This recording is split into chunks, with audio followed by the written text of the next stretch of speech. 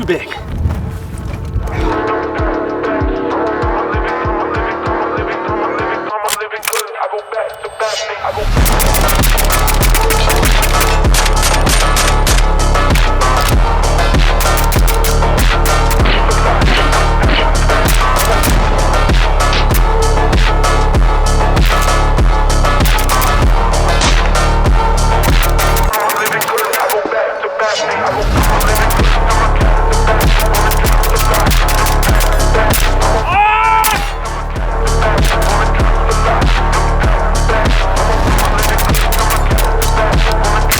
There's not enough recoil to bump fire.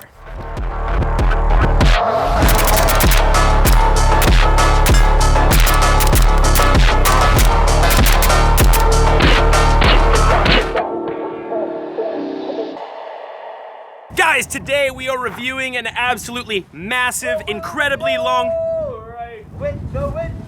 Is somebody singing a sea shanty on the range? With the wind up in our sails, all will be alright. With the wind up in our sails. Guys, today we're joined by administrative results. Do you want to come on camera or? Yeah. I was just actually, before I was interrupted by your sea shanty, I was actually talking about how this... Oh, we'll be all... I was talking about how massive this thing is. It's actually an incredibly large platform gun. It's crazy, you know, the gun is actually, not in length, but in girth. It is actually a 20-inch And platform. that's what I'm saying. Where it lacks in length, it makes up for it in girth. And some people would actually prefer a unit like this. So before we even get into it, don't talk about that this is small, this is tiny. Guys, this is more than anything you'd ever need. This is massive. In fact, that's why it's from a company called Maxim, because this is maximum size. Maximum size, maximum depth, maximum girth, maximum penetration, maximum depth of knowledge, maximum field of fire. No, I'm very glad to have my one of my best friends, administrative results, Aaron, now known as Aaron because have you been on the chip? You've been demasked. Yeah, I have been. That's old news. Yeah, yeah. The balaclava has been killed. But I killed him. Did you ever like pay any attention to Maxim? You know, I thought they had some neat platforms. The problem is that there's some other platforms that kind of feel in the same ballpark as the Maxim. And the Maxim, I feel like, doesn't get that much attention because of the other high-speed cool guys that don't run it. If you look at high-speed cool guy units, a lot of them with a thought process like this don't really use Maxims, from what I've seen. That's fair. This is a 5.5-inch barreled 5.56. That is insanely small, but still above the national average. The total length's about 18 3/4 inches from butt stock to suppressor while fully clothed. That works. I believe Maxim made this for a British soft team. I don't know who that is, but legally they're not allowed to say. Yeah, we have to thank our sponsors. Sponsors of this channel include OpticsPlanet. OpticsPlanet providing me with a lot of the accoutrements currently on this platform, and they're offering you Micah 7 to counteract the 7% inflation that is actually 170% inflation that our government is lying to us about. Moving on, we have Shooting Surplus, best in the biz, best customer service, and some of my personal friends. Okay, get over there, abuse Micah 7, and send them kisses in the order comments. Okay, we also have 100 Concepts. Now, if I were smart, I would be running a 100 Concepts light cap on this, ironically using the coupon code NOCAP. I actually would cap it, but the coupon code is NOCAP. Oh, brother, this guy stinks! Finally, we have Americana Pipedream, coupon code BUSSY. Used to be BUSSIN, it is now BUSSY, because too many of you were forgetting to put on the end. Go get yourself some Flectarn and really cool Higa Nakami folding knives, and that's about it. Aaron, I'm sorry that you came all the way from Arrakis, Arizona, wherever that is, the high desert, or just the real desert. And it's only 60 degrees here and windy, so you're probably freezing. You know, I was gearing up for the harsh Arrakis summer, and now I'm a little bit chilly, so I'll take it. Anyway, chilly like... No, go ahead, say it. Say it. This guy looks a little chilly. Shut up. So Aaron, the guys at Maxim have told me this is for sub-T, maritime, personal protection. Would this be something that you would stuff down your pants, your jacket? You know, it's really tough. So I have kind of come to, in a weird way, have a love-hate with really short 5.56 guns. Now, if this was in 300 blackout or even 7.62 by 39, I would be much more keen to it. The problem is that the practicality of 5.56 getting that short really limits you. Now, it's still gonna be lethal, but I find that it makes me violently angry and I want to pee and poop my pants. I'm gonna disagree, and I'm gonna back it up. You know how I'm gonna back it up? I need to back it up. First of all, you probably didn't even know I had that there. Whoa, where'd that come Second from? of all, we are gonna group this. So, place your bets. Is Aaron here correct, or am I correct? Is this 5.5 inch? 5.5 inch. Is this 5-inch 5.56 going to group well at 100 yards? We're gonna find out. It's just...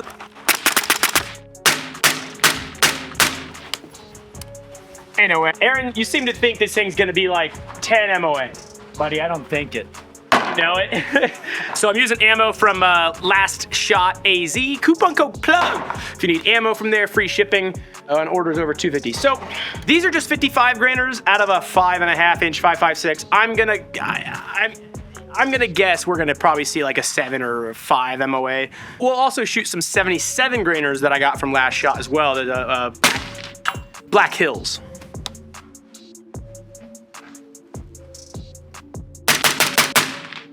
Good. Weapon is clear. Out of a 5-inch barrel, I'm actually gonna say, what is that? You did 6, so we'll just say that was non-existent. That's like a little over 4 MOA. Wow. Like 5. Wow. Now I'm curious to see what the 77 grainers do. I wonder if we get this thing down to like 4 or 3 MOA, because if it's like a 4 MOA gun, that's pretty sick. That could be, we could be onto something. All right, good job, Maxim. Let's try it again. We forgot to bring a marker. There you go. We have this kind of Star of David. Are you Jewish? When it comes to taxes, sure.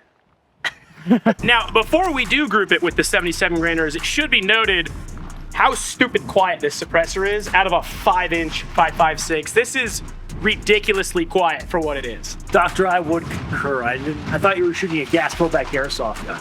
Yeah, the recoil, the system works. That being said, why did I specifically request a 5-inch 5.56 and not a 300 blackout version or the 7.62 Honestly, because I just thought it would be cool and ridiculous, but... You got one half of that right. All right, here goes the 77 grainers. I actually don't know the twist rate of this barrel, so I'm gonna look it up after. There's a chance that 77 grainers might not be ideal for this, but we're about to find out. It's pretty much no good place to get a cheek weld on it. By golly, I think we did it. I don't remember what my previous group was. All right, I just looked up the twist rate. It is a 1 in 7 twist, so I guess it should do good with these 77 grainers. While Dan's over there setting up a new target, I do have to say, this thing just looks kind of sick, doesn't it?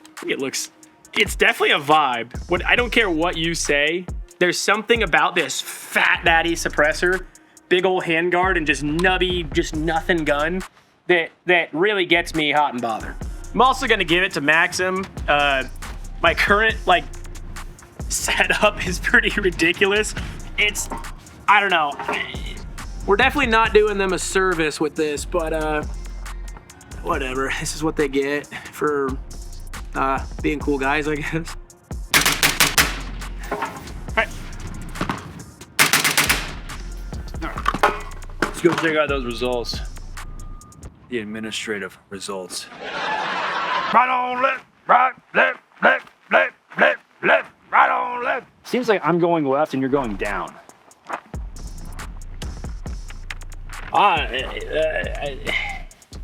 So, I mean, 4 MOA would be this. I'm almost just tempted to come out here again with like a bipod, a bag, and like a 5x scope, like a 10x scope. What do you think? It's not a bad idea.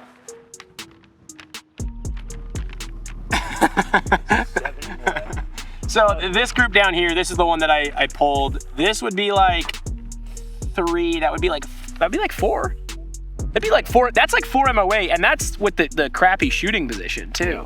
Yeah, it's not an ideal shooting platform. That's terrible shooting platform, but no one, whoever has that gun that needs to get in a sick shooting platform.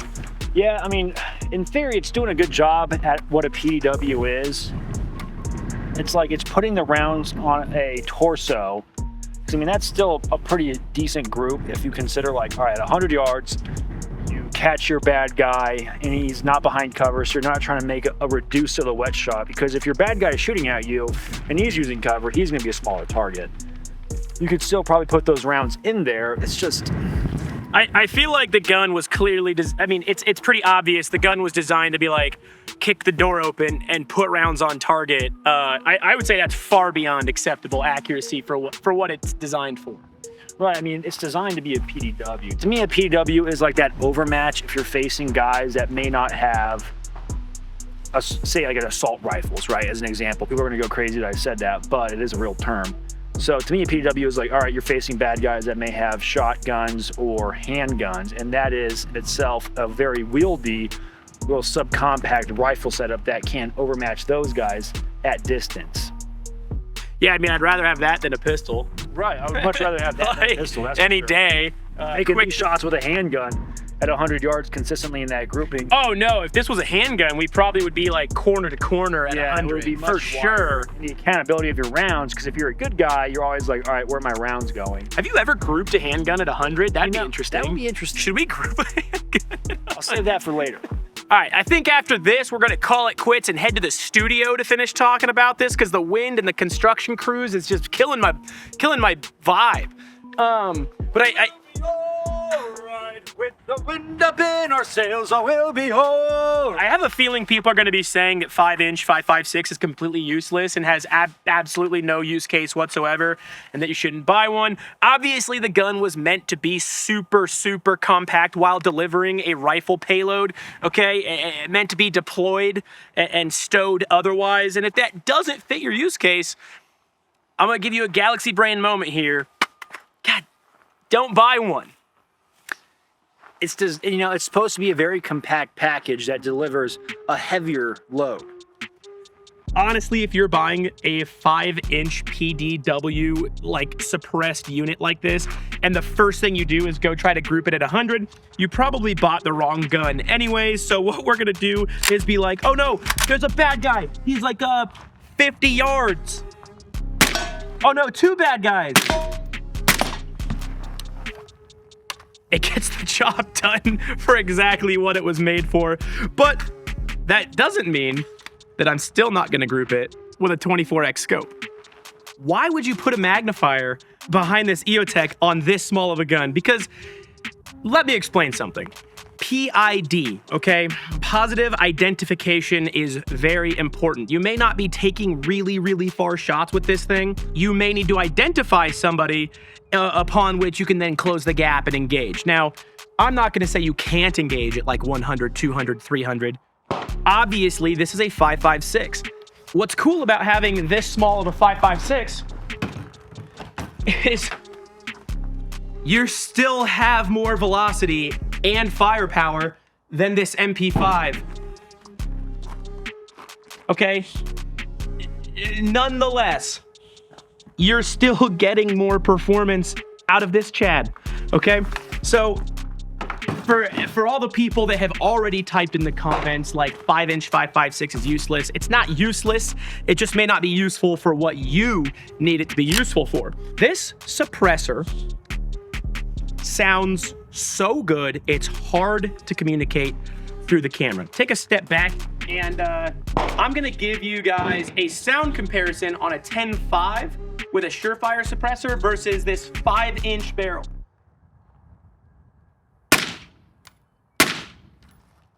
Very quiet. Very, very good. We now have the URGI in, I believe, 10.3 actually, not 10.5.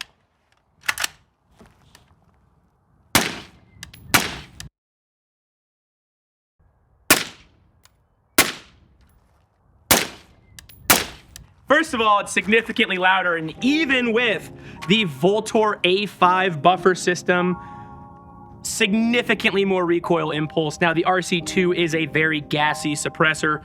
10.3 is a violent system, but theoretically 5-inch should be even more violent. I don't know what the wizards over at Maxim did to make that thing so pleasant, but man, for how short that thing is, it really does pack a punch. Let's keep going. All right, so we have geared up. Gosh, I had to take the peck off. Like, this is the length of this scope is almost the entire length of the gun, to put it into perspective on just how small this thing is. I am gonna group this at 50, okay? A, because the 100-yard bay is taken over there, and B, because honestly, it probably makes a little bit more sense to group it at 50. I don't know, maybe 100 makes sense, but you guys might be wondering where Aaron went. Aaron is now a father. He had to go home back to Arrakis, aka Arizona, and take care of his family. So I'm gonna be finishing the rest of this video by myself. We were gonna go back to the studio, but forget all that noise. We're out. We got our target set up real dirty, like down at 50. I know that's not what you're supposed to be grouping at, but that's what we're grouping at today. One thing that I forgot to mention was I will be taking this suppressor apart because it's really easy to do so, really user serviceable, and obviously it works really good. I think what the guys did over there was what they, instead of being skinny and long, they made it short and girthy, which proves the short and girthy gang is more effective than the skinny long gang. We have a much better grouping setup this time around. And by much better, I mean a metal chair, 2 bags, and a 5-inch PDW, so let us begin. I'm gonna shoot that bottom target first. It didn't group as good as I was hoping. We're also using really cheap range ammo. Let me give it one more go. I'll give it one more. I only had 4 bullets. I need one more bullet. But honestly, that group is really good. This is the bullet that decides if this is like a 3 MOA gun or a 12 MOA gun. So, holy smokes. Okay, so that actually did pretty good. We're gonna look at the top target. I was kind of getting a feel for it on the bottom ones. For those viewers who are like, hey, you're not hitting the center of the target. No, that scope's like not really zeroed. You're not looking for, did my shots hit where I was aiming? You're looking for how tight the shots all impacted together. That's what a group is. Here's the final group. I mean, I think, people get angry when you say you pulled one, so I'm not going to. Or was that just a roundabout way of me saying that I pulled one? 1, 2, 3, 4, and 5. So this is 50 yards, okay? This is not, at 100, if that was the performance out of that gun, that would have been crazy, okay?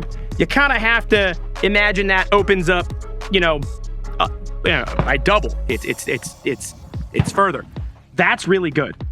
That's probably more accuracy than anyone would ever need out of a 5-inch PDW, because you're not doing this with a 5-inch PDW with a 6-36 or a 4-24. Like, you're not doing this with this gun. So the fact that it is capable of doing that, I gotta say hats off to the Maxim dudes. That thing rocks. All right, let's keep going. Oh, yeah. Flip! We're on the struggle bus right now. Ladies and gentlemen, we are aboard the USS Struggle Bus. Actually, I'm just gonna leave it. Look at that. Back to PDW configuration in a jiffy. Now, what I want to do, I was gonna take the can apart for you guys and show you the insides, the guts, okay? This is not like a normal AR-15, doesn't use normal AR-15 bolts or buffers. So, pop her open. You'll notice right off the rip. See, I'm dumb. You'll pop this rear pin, and you'll notice you cannot open your gun. Like, what the heck's going on? I can do that with any other AR. Okay, you'll pop the front pin, And now you can separate. Look at that. It's kind of backwards to what you're used to. Boom. It's like a, you know, the buffer is essentially a butt plug jammed into the back of the bolt carrier group in this system. It is a proprietary bolt carrier as well as buffer. So there's the buffer, not what you're used to seeing. And instead of the buffer, you know, and buffer spring kind of going like this and then, you know, clicking into there, it essentially goes like that. And there's your unit. You'll notice the bolt also has additional like guide rails in the back. I'm assuming that has something to do with their proprietary buffer tube, because you'll also notice if I compare it to an AR bolt,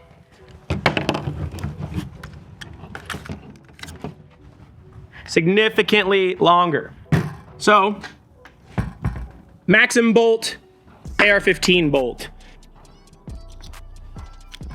Look at that. Notice something crazy? Ha ha ha! With the buffer, it's essentially the same length as an AR-15 bolt. I don't know what that says or proves, but that's how the gun works. So in case you were wondering of what parts or things you're gonna be buying for this thing when you get one, don't buy an AR-15 bolt. Now, to put it back together, I mean, it's pretty easy. You just kind of go like this. Okay. Gosh, I'm getting all my tan ammo all flip. See, I'm so used to doing that with an AR. Then you go like this, and she kind of slots in, and boom, we are locked in on a Thursday.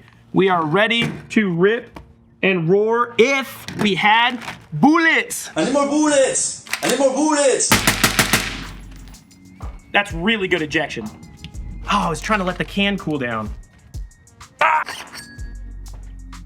All right, so easily user serviceable cores, obviously. Now, when I took this off and I was initially gonna talk about it over at the table over there, I was like, man, you know, I'm a guy, so naturally we do dumb things, and I'm like, what if I just shot this without the sleeve?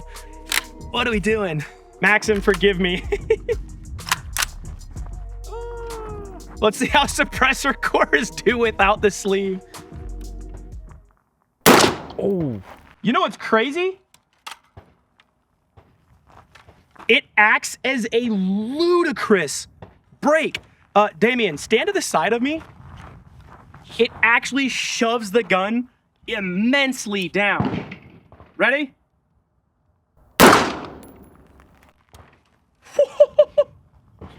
Oh, that's crazy. I don't think Maxim recommends doing this, so I probably wouldn't. All right, I'm gonna try and keep it super still. Oh, it's still, how loud is that for you? That's loud. In all seriousness, now that we're done goofing around, these are the baffles, in case you were wondering. You notice there is large volume in all those baffles. Very girthy. Probably makes up for how much gas is still unburnt and going through a 5-inch barrel. And it performs extremely, extremely well if you shoot a lot and you need to just service your own can. It starts to weigh a lot because carbon's built up in there, and this is ridiculously easy to clean. You know, a lot easier than most. Because then when you're ready, you simply take your sleeve. All right, and you put it on. So very, very cool. Why did I specifically choose this gun in 5.56? It was because the dudes over at Maxim brought out a 300 black, a 7.62, and a 5.56 version. I'm used to hearing 300 black in small packages perform really well. It makes sense. They're subsonic rounds. It probably even maybe makes more sense for the average viewer. I've shot the 7.62 39, and it's really cool, also pretty quiet, but I don't have a bunch of 7.62 by 39. I do have a bunch of 5.56. So once I heard how quiet this small of a gun was, I was kind of like sold on it, okay? This will probably end up being a truck gun of mine. Once I do up my Tacoma and put some overland stuff on it, might just, you know, be the guy that I take out with me. It just fits anywhere. Like, that's crazy, and it's quiet, and it's I'm not gonna say it's light. It actually feels very heavy because everything is really consolidated all into one tiny package. It's no heavier than any other AR-15. It's just, you're used to the weight being distributed on a longer platform, so it feels heavier, like more of a unit. And you may be going like, oh my gosh, dude, like there's a shade of tan there, a shade of tan there, a shade of tan, a shade. Doesn't matter. Okay, it doesn't matter. You can't match tan anodizing parts. Each part comes out looking different every single time. And honestly, I think the different shades of tan look sick. If you disagree with me, you're wrong. The rose gold there with like the nice like light tan and the dark tan, I think it gives it some character. So I think I would prefer to get the most unmatching tanadized parts there is. That's just me though. This specific model, the SD model, does not function without the suppressor. This is kind of a whole unit, and now that NFA wait times are so low, I managed to get this thing SBR'd and the can cleared in under 3 days, so you no longer have to do that.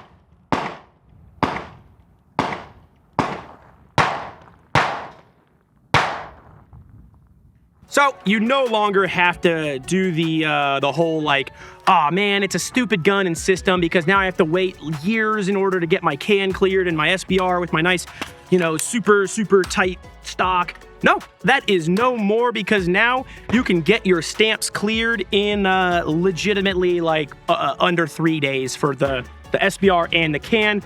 That being said, that's going to cost you an additional $200 per component. Thank you, ATF.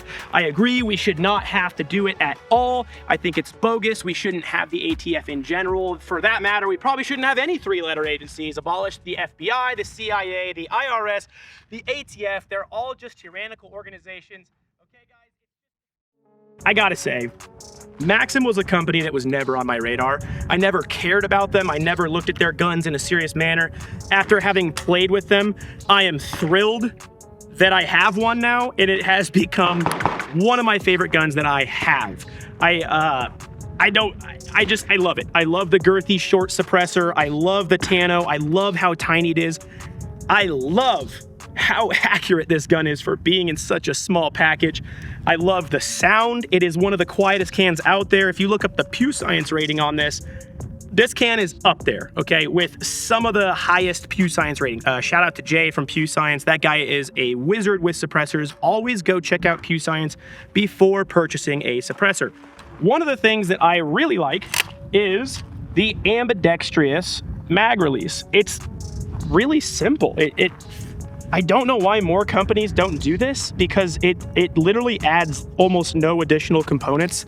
This thing comes with a lot of premium parts. Radian safety, which can be turned into the 45 degree, comes with the Raptor from Radian as well. If you buy this as a pistol, it will come with a Maxim PDW brace. Obviously, I have mine SBR'd, so I put the Maxim PDW stock on there.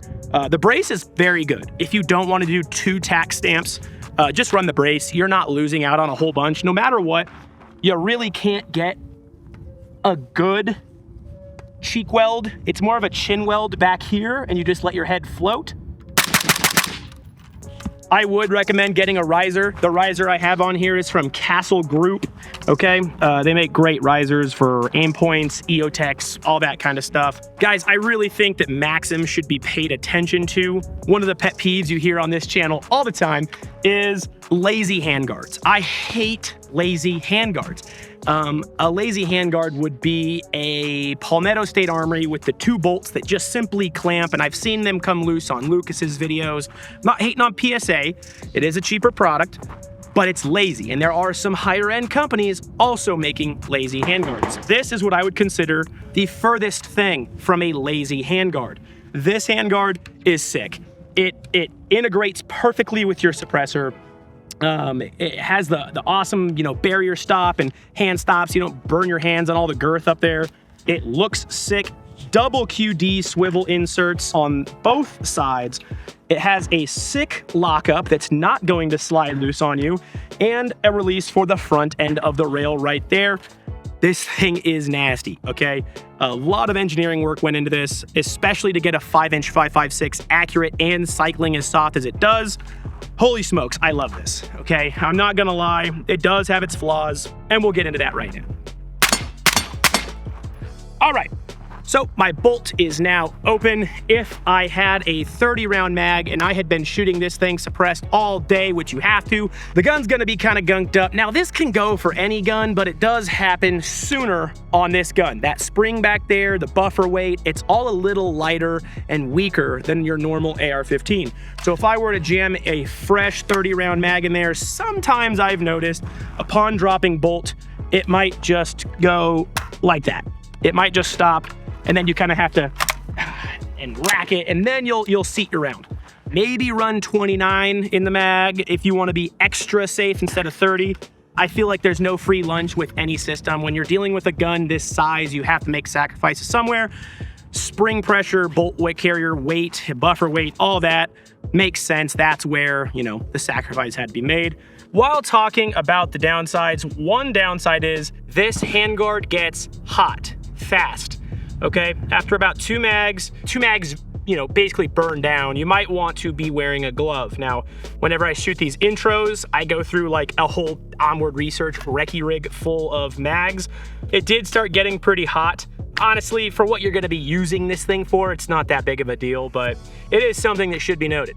Would I take this or a pistol caliber carbine? I've been doing a lot of PCC reviews. I did the POF Phoenix, Show Low Manufacturing. I have a KP9 video, an MP5 video coming out, a Strybog. And one thing in every single one of those videos that I say is like, oh, does it take proprietary mags? Does it have AR controls? Look, this takes AR mags and has 100% AR controls and delivers more of a punch than any pistol caliber carbine out there. Yes, 5.56 is more powerful than 9mm. You're gonna have more power with this, okay?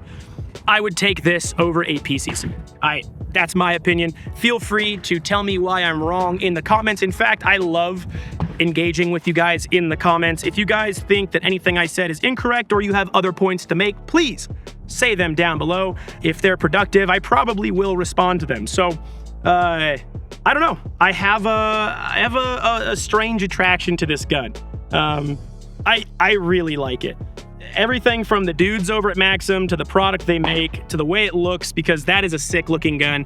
Kind of a gun hipster. I like cool looking guns. I like the way, you know, just being different feels.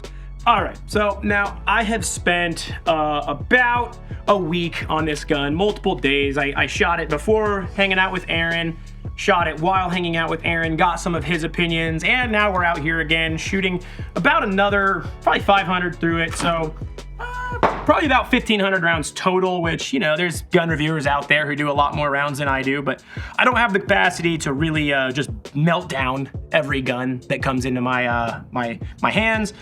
But I do try to get my thoughts collected. Sometimes I'll go back to the computer, start editing, and be like, oh, that reminds me, I should have talked about this. And that's kind of what happened here. I wanted to come back out and fill in some of the blanks. My final thoughts are, this was like my main squeeze. This is my main squeeze rifle. Geisley URGI, EOTech. I have my Task Force 6.9 lower. I don't know, those may or may not be coming out. We'll see. With my Onward Research sling. Actually, if you guys want a Splitter Tarn sling, I'll put a link in the description for you guys to go pick one up yourselves. I think this is a buy. I think this is a phenomenal product. I think Maxim knocked this out of the park. I hope that these guys become a little more normal. They don't come across my feed, you know? I see a lot of URGIs, I see a lot of MP5s, I see a lot of all these AR-15s. I don't see a whole lot of Maxims. And I think that they haven't gotten the recognition they deserved, especially with how quiet it is, with how soft the recoil it is, with how compact it is. It doesn't have the same use case as your 16-inch SPR build with your Vortex 6 to 18 or 3 to 18 or whatever it is. But this does have a use case, and I think it excels in what it was made for. Guns like this make me question why I would use a PCC for cases like home defense or truck guns. Obviously, the Flux Raider and other PCCs could be the MP9, the MP7, all these other things are so small. But I think this bridges the gap of effective fire and firepower. I would save your money. I would buy one. I understand this is an expensive gun, especially after SBRing it, paying 2 stamps, buying the suppressor, but it is sick. I think that you're not wasting your money if you do buy one of these. So to wrap up, in case you guys had any questions I didn't answer, I'm just gonna go super quick, front to back.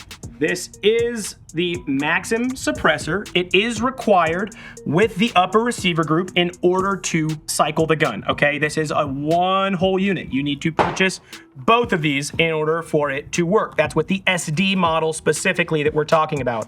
This can is extremely easy to clean and disassemble at home. This sleeve will undo from this black base, which is the monocore of the suppressor. It has a 5.5 inch barrel. Size is 18.75 inches in overall length.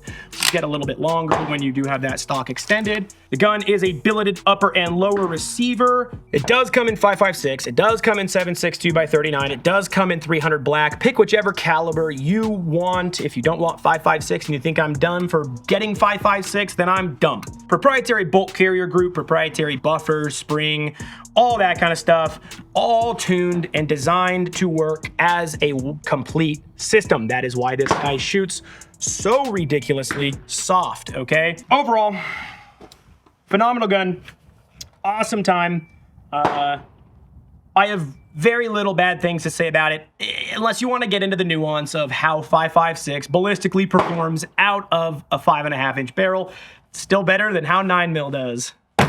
Thank you guys so much for watching. I'm having a lot of fun making these videos. I try to bridge the gap between having a good time and also bringing you some informational content. I wish there were more trash out here for me to shoot.